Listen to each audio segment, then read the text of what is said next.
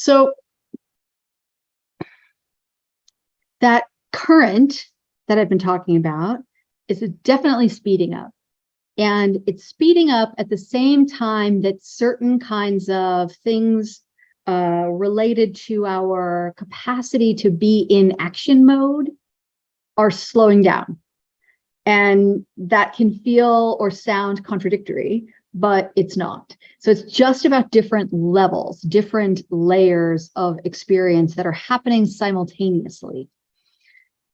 So that choice point of saying yes to the current can have the experience of requiring a little bit of, or maybe even a lot, depending on what's going on in your external sensations of your external experiences, can require a lot of trust.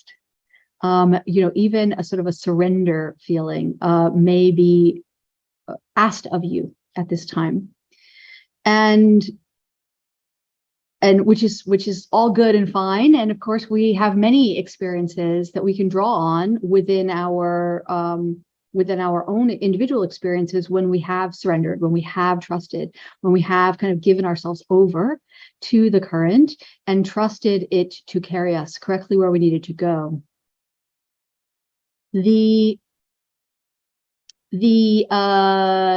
What's going on with the collective also is impacting some of this experience as well. And I just want to give you just a tiny little bit on that, so that you kind of have that information, right?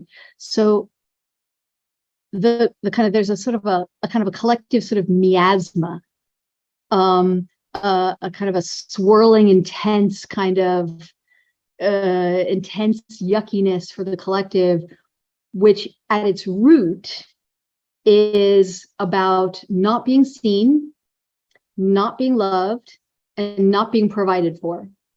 The experience or belief of not being seen, not being loved, and not being provided for, maybe all three, maybe just one. And so some little sort of strands of one of these kind of three themes within the collective may be infiltrating into your own experience as a result. And because it's the sort of the whole kind of the reality of kind of the fractalization of things is incredibly even more, like that's part of the current going faster, is that the fractalization of everything, which is essentially just that everything is a kind of a, like it's a repeating pattern, right, of everything else, is showing up at the very micro and at the very macro, and that's just more and more and more and more. That's happening more and more and more and more. And so that's one of the reasons why this saying yes to the current and then really trusting in the current instead of trying to overly control it or being kind of overly like, grippy around it, is the means, if you will, to being as far removed or insulated from these collective energetics, this miasma. I keep feeling it, seeing it as that. I can't find a better word for it, of this, this incredible undercurrent work, the undercurrent, the shadow, the sort of the subconscious, to use psychological terms, work, and remembering that our resonance is connected to, organized by, reflective of, fractalized of, whatever language you want, but our subconscious. We often forget that our subconscious is really driving so much of our human experience. And that is why it's so important to not overlook doing and honoring whatever's going on in your kind of the subcurrent, the undercurrent, the subconscious, the shadow work, whatever language you want to use for that. Now, having said that, that doesn't mean that we have to live there. And that's really important. Sometimes you can get to a place within your own capacity that many of you are, even if you don't fully realize that, where you can do that work quite quickly, where it's just sort of like, oh, there's a thing. Okay, let me just clean that out. Let me just clear that out. I don't have to investigate the story of this. I don't need anything about the story of this. It's a gift that it's been risen up to the surface for me to see it in my conscious awareness so that I can work with it. I can transmute it or release it or dissolve it, whatever feels correct with it. Now, sometimes there's a little data in it that where there is a kind of a story or words or mental models that are useful. And you can just kind of hear into it, just kind of feel into it. Like, is there something here for me that's useful at this time? And if you're able to ask that question from a place of neutrality, that's going to be more powerful. But if what you start constructing in your brain around the story is very fear-oriented, I'm very scared, then understand that how you're interpreting that data is coming from that kind of from the nervous system. And so it may actually be the story of what I'm scared about isn't relevant. My nervous system just needs some extra support, some extra love, some extra reassurance that everything's cool, everything's okay. And it may simply be nothing other than a function of these massive increasing cosmic energies physically tweaking, activating the nervous system as they flood into the biology. Choose your stories, choose your adventure. Remember that 2022 has been, and we are still in it, even though sometimes it feels like we're like way past it. It's choose your own adventure. That has been the theme for the whole year. It is still the theme. We are still there. And so choose your own adventure for sure. And as I always say, like, just take what's useful and leave the rest without judgment. And I often say that about what I'm saying, but say it to yourself too about your own journey, right? Like, oh, I'm in this experience. Here's the 8 different ways I could interpret that. What's useful to me at this time? I'll play with that one. Thanks very much, right? And it's all just like, oh, which paint in the paint box do I want to color with? I think today we're going to do orange. Okay, cool, right? And, just kind of going from that perspective. So sometimes people are in a place of like, oh, I'm just feeling the collective. It's not about me. One of the interesting things that I think is starting to happen now is that while that can often be true, and it's useful to then just sort of like, all right, how do I just essentially float back up, sort of just drop the weights if it's not my job, so to speak, to kind of do the cleansing for the collective. I don't need to be connected to this. This isn't about me. That can be very useful. We've talked about that many times in the past. But there is this, as I said, this kind of tightening up a little bit for this little phase that we're in, where in fact, like, you may be accessing what's going on within the collective because there is a little something within you that wants to be, again, transmuted or dissolved or removed or worked with in some way or integrated in some way that, again, may or may not require a story, may not, right? And you can use the various resources that I've been sharing to support ways to essentially to transmute and remove. There's plenty of these here. And so kind of use those to just kind of work with it and see if it doesn't maybe even need a story, right? Now, hopefully, some of you have begun to have the kind of new intel or downloads or awarenesses come in for you about your next phase. And it's okay if you have not yet. Like, don't worry, you're not doing anything wrong. And you're not like, oh no, I'm not as good as so-and-so because they blah, blah, like none of that, right? And where you're doing that, by the way, hi, that's some useful data. Let me clean that as well, if there's any of that kind of comparative stuff going on as well. So if that's coming in, though, if you are having some of that, what I want to share for folks where they are having some of that is that the kind of the last week's energies, this week's energies in particular, are supporting some degree of action still. And there is a slowdown, as I mentioned at the outset here, in the kind of action being supported energy as we move into the end of October and November. And that is to our benefit, if we can really float with that, if we can really just roll with it. And it doesn't mean that we're not taking action, and it doesn't mean that we're not going to stand for ourselves and stand for our radiance and stand for whatever these new visions are that are coming in. It just means that we're going to be very deliberate about where is action actually useful versus action for its own sake or to pacify the nervous system or the brain. Right? The brain always wants its toys to play with. We know that. And are we giving it the right toys? We don't give our brain the knives in the kitchen to play with. It's like a 3-year-old toddler. We give it the wooden spoons and the Tupperware, and that's it, right? So what is the wooden spoons and the Tupperware that the brain wants to play with right now that you can allocate that and be in charge of that? Or the nervous system, right? Remembering that nervous system and brain need the supports and need the kind of workout to some extent in order to keep expanding as vision, energetic, esoteric, magic, whatever language you want for it, is expanding within you. Because all three of them work together, and any one of those will be the kind of the limiting factor that will kind of prevent further expansion, or worse, kind of create that snapback effect that we hate, where we're like, boom, and then, which is the worst. And it doesn't mean that we won't have moments of like, oh, quick little snapback effect. Oh, okay, I know what that is. That's my nervous system. Let me go do these things that I know how to do. Oh, that's okay. That's just my brain. Like, come on, like, let's everybody get on board. It's okay.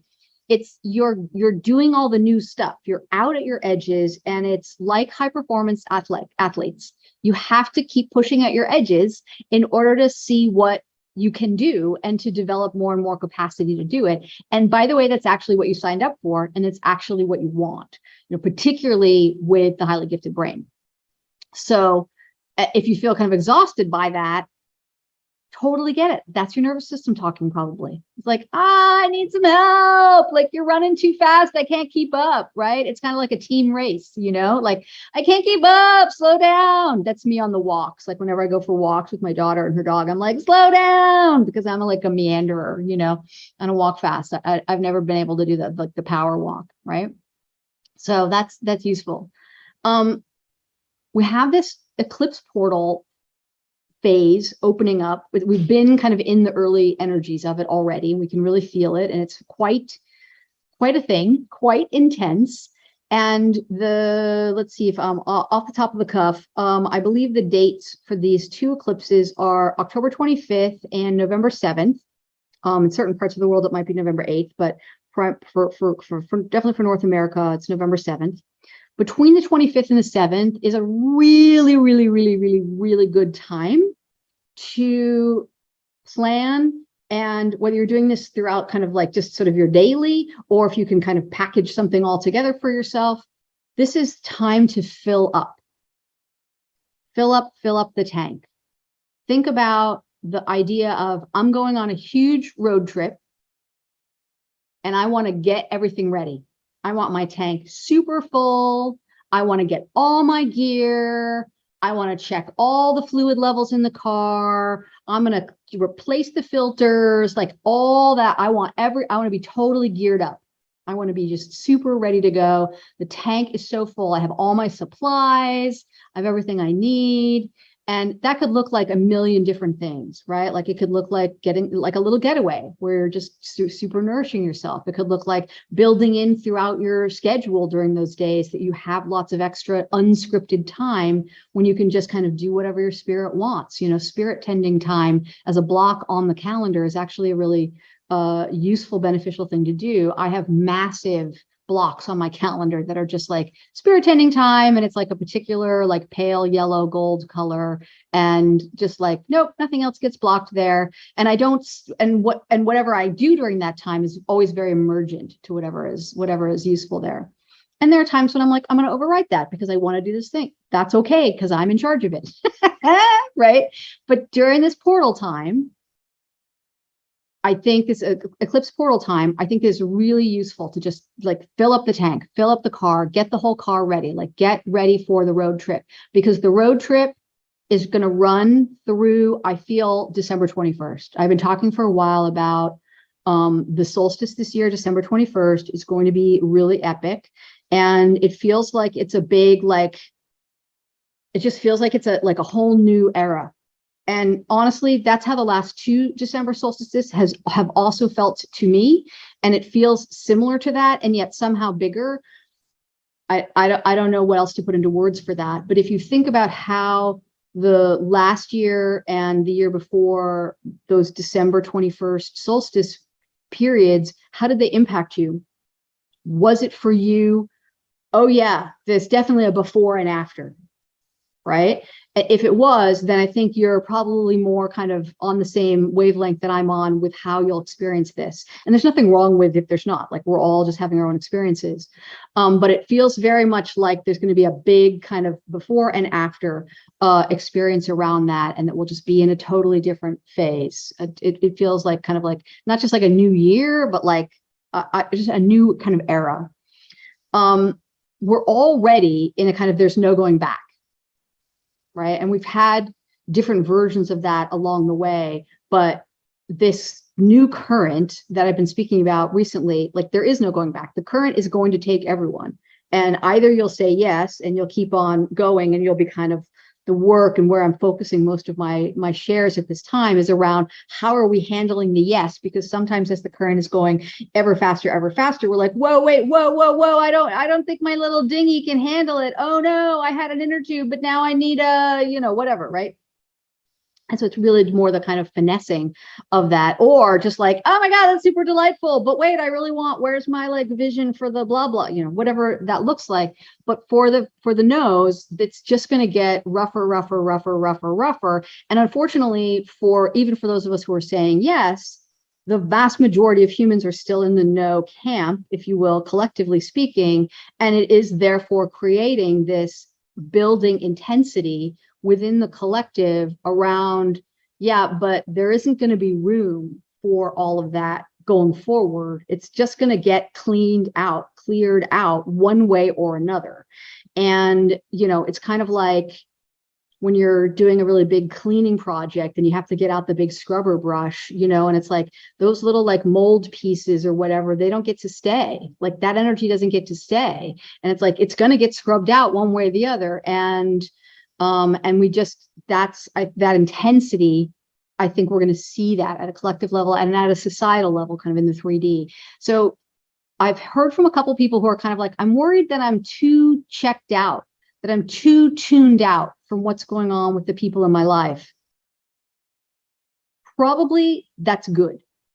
98% of the time, that's going to actually be correct. And creating that kind of bubble up and cloistering effect and cloaking effect is probably serving you really well. If there are people in your life that you feel like you're disconnected from, but it's very important to you to maintain the connection or to come in and support them, then work with that individual on a case-by-case basis. But across the board, I would say the bubble up is very good. Now, I will caveat that with the fact that we also are going to start seeing in this new phase that more and more people who have been saying yes are going to be receiving, if you will, guidance in various different ways from their cosmic self into their own human about it's time for them to start to reconnect in or to connect in a different way with what are we building in society. And, we have in the US, we have some huge midterm elections coming up. Things like that could be very prevalent for people. I'm not advocating that people not engage in those processes. And I want to be clear about that because occasionally people misunderstand what I'm saying there. I'm not saying don't vote, check out, drop out. If that's where you're at and you want to do that, that's fine. Everything is always your choice. But I just don't want you to mistake that I'm telling you to not engage in that way. It's as if on the societal level, we have a long way to go. But what I'm feeling kind of energetically, the kind of vision in the inner eye is very much like the structure of society. Like if you can see it almost sort of like a little sort of city structure, but it's like cracking and falling apart. Like it's made from like a sculpture or something like that, right? The materials are made, like of what I'm seeing. It's cracking and falling apart and it's being disrupted. It's being shooken up a bit, right? Like kind of earthquake type of stuff, and things are sort of falling and disintegrating and whatnot. But a new version is starting to come up from below the surface. And that's also part of what's pushing out the old, if you will, like it's going to sort of displace it in some way. So where you feel called to be part of building what that new energetic structure is in form as much as energetically, and helping it to kind of rise up and sort of push out the old, feel into that. There may be things calling you around that at this time in a new or different way, or with more clarity than you've had before. And perhaps where you're called also is around the, supporting that the falling apart, the breaking up is done with as much grace and ease, which we want to really hold for. Okay. We want to really just hold for grace and ease in the societal transition. There is nothing that requires us to have this be kind of the worst case scenario version. That I know there's a lot of various points of view around wanting it to look that way in various different ways for a variety of different reasons. And I have zero interest in getting into that here. What I hold for is as much grace and ease as possible, understanding that there are still going to be a lot of difficulty in the external circumstances of many people as we go.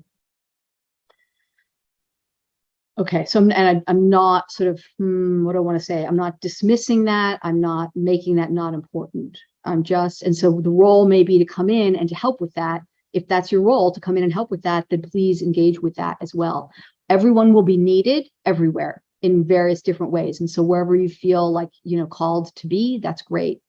And remembering that please do not engage in any acts of service from a place of martyrdom, savior energy, messiah energy, or the kind of core foundational fear energy, existential threat energy that can come from, for example, on the human level, the childhood traumas that create hypervigilance in the child and then put us into that place of I have to take care of everybody else in order to be sort of existentially allowed or safe. And so any service that we're doing from those kinds of motivations has a much lower potency and lower efficacy in the sort of gift, if you will, out of the service.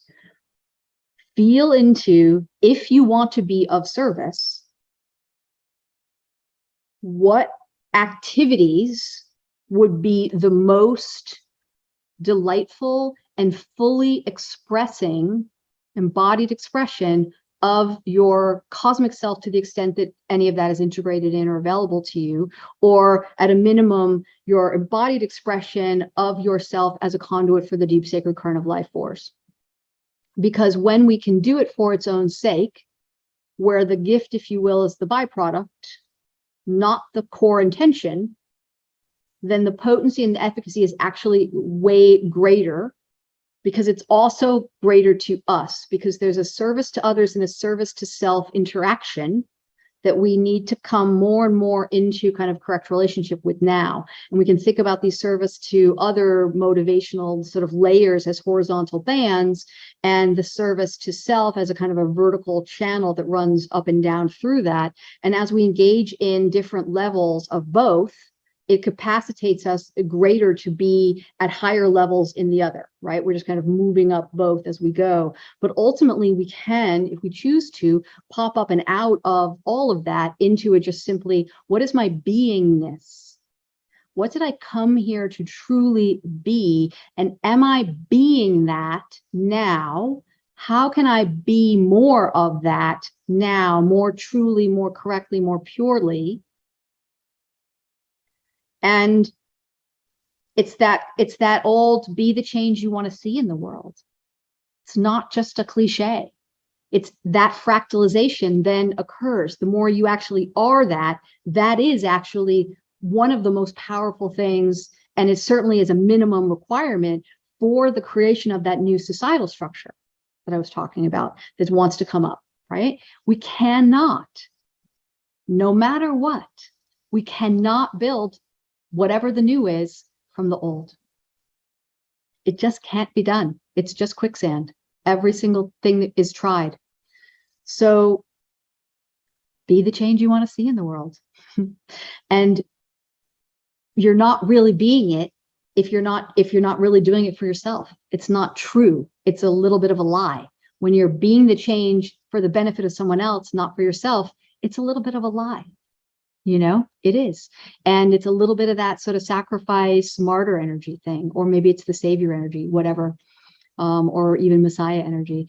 And, you know, and of course, be on alert for not turning into a narcissistic jerk as you do that. But, you know, I don't think that's going to be a problem for people who are listening to this. All right. So this whole kind of new phase really does begin on December 21st. And then really gets really wild. I do feel like there's a kind of they kind of go together energetically of 2023 and 2024 in a certain way that's a little bit hard to break down. And I'm being very intentional and continuing to advise others as well about, do not call in, even to your mind's eye, too much vision or prophecy or prediction about future, because we are going so much faster than we thought we could. And that will, the rate at which we can go faster than we thought we could is going to continue to accelerate. And we want to allow that. So just keep on like, all the coolness, let's go, let's go, let's go. Like, I don't want to limit by being like, wow, and then we know this year is going to look like, fuck that, you know? And even from the astrological perspective, you know, very brilliant, beautiful people who are engaged more at a more nuanced level with sort of planetary astrology might say, oh yeah, here's what we can look at for X year, Y year, Z year. But if they made that analysis or interpretation 6 months from now, it might change radically because of what's occurred. So if you see what I'm saying, right? So yeah, okay. I don't want to say any more about that. Yeah. So where we are now in terms of, you know, we're just kind of hanging out, doing the things, hopefully enjoying and having a lot of fun with the sensations or the energetic awareness of what's coming in for this next phase, even if we don't have the clarity, you know, in the mental model in our brain that we, you know, of course the brain craves. And to just keep on saying yes to the current, keep on filling up for that big road trip and, you know, have fun with it. And I really feel like that's kind of the core big theme right now. Oh, there was one other thing that I wanted to say. One other thing that I wanted to bring through, and this relates to trauma. So much of my personal professional career in this human life has been around supporting people around trauma in various different ways, and then kind of helping institutions and systems and people and blah blah in various different ways become what we would refer to as trauma informed. That's beautiful, important work. And I want, if this is something that's a pretty dominant kind of mental structure for you as you're listening to this, I want you to start to expand your idea of what can you see, how can you see others and yourself beyond the kind of structure of trauma informed, not as an or, not as a replacement, but as an expansion. Because one of the side effects of us getting better clarity in our human science and in our human mental models about the effects of trauma and toxic stress on the human being is that we create this kind of narrative of your history is your destiny. That as a result of the things that have happened to you, you now fit into these boxes with these labels, and that therefore limits what you can then experience. And this is a sort of a secondary unintended consequence of a vast, beautiful body of work that has been designed to try to break things apart and make things better, and to actually point out where the societal structures that are still in place are completely wrong and incorrect and inverted, and are like actually perpetuating way more trauma than, you know, just like the kind of what we think of as like it's only at the individual level. So really wanting people to really start to kind of expand their viewpoint around that as much as possible now, and start to look for where are you accidentally pathologizing the people that you see or yourself. Pathologizing meaning like, oh yeah, reducing somebody to just simply, the labels of their trauma or their toxic stress issues or whatever. All right. It's very, very important in the expansions to come.